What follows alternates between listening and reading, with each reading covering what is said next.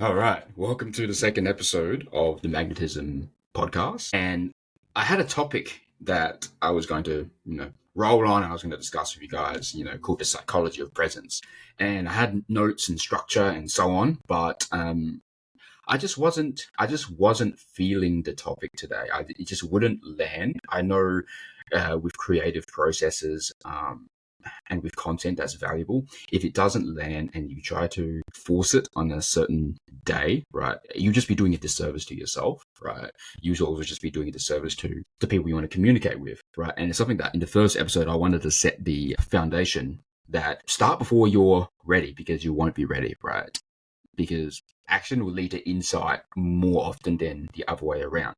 And so the topic I had in mind was psychology of presence, and about how someone is magnetic not because of what they say, right, or the things they say, but for how people feel them before you actually before you even open your mouth, before you enter a room, before you walk into a room, right? There's a study in psychology that talks about how communication is not even it not the words don't even make up majority of what you're saying. It makes up maybe like 10%, and then you got another 20%, which is your vocal tonality and so on. But then there's the rest of it, the 70% of it, which is your body language, right? Your tempo, your pacing, your energy, your sub communications, your eye contact, the cadence, right? The energetics underneath that subconsciously communicates yourself, right? And your essence, the other person. Okay. I think that one thing I want to hopefully bridge the gap, right, with this sort of podcast is I realize that we're living in a very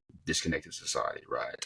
We have more tools and technology and things which keep us more connected than ever, connected, right? But we're also becoming more, if we're not careful, disconnected from our roots and our essence, right? Of really being able to read, being able to cue and ping off of, and also communicate in the way we've always communicated across years and centuries and so forth. And so what I mean by this, right? With people, we got mirror neurons, right? And we can ping off of how someone feels when they're feeling happy or sad or a little bit tense or apprehensive or open, right? Or trusting and so on. Okay.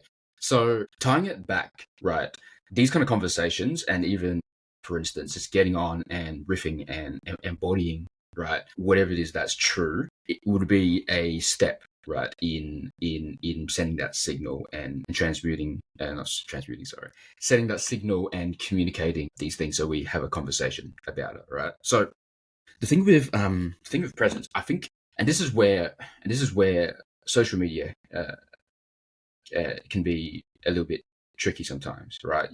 When we like to think of the most obvious examples of what's magnetic, of who's charismatic, right, and who has impact and who has influence and pull, the most obvious examples are usually loudest ones, the most obnoxious ones, the most polarizing, right, in the most extreme sense, right? But if we unpack the root of all of this, right, this is not something that's reserved to just a certain specific archetype or a type of way it looks, or a type of packaging around how that's supposed to look, right?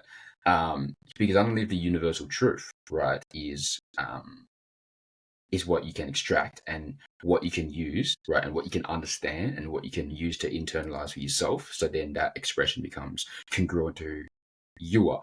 Okay. To tie back to presence, you've ever think back to a time, right, when someone enters a room, or you come across a YouTube video, or you come across a piece of content, or you hear a song, right, or certain movies, right, certain episodes on Netflix just stick out, right, or just kind of have this pull towards you, and not maybe necessarily in that moment that you are driven to take the action to watch or to take an initiative in whatever that looks like, but in that it sticks with you, right, in that it lingers. So then maybe even at a later point in time, right, with the right cues, subconsciously, you've already been primed. That's presence right there, right? And that presence comes down to just absolute authenticity of who you are and the person underneath and the trust. Okay, I hope I'm making sense there. So when it comes down to, and I don't like these frameworks and these things, right? Because a lot of what I want to share and express here is embodied and felt, and through these lenses of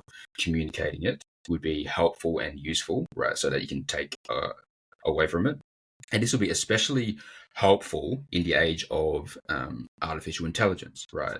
There's a lot of discussion, a lot of talk about, especially in the UGC creator space, with a lot of the folks we've worked with Glow Ops Media, fears of, and there's a lot of talks about AI content creators, AI influencers, right? And the fear that will it replace genuine human creators, right? And human personal brands. That question comes down to our difference, right, as a person, as a human, and it's something which cannot be taken, right, from us. It's something that cannot be taken from us because what we embody, what we represent, right? And this is why it's important, I think, to have these sort of discussions here so we get back to those truths, right? Because why is this important?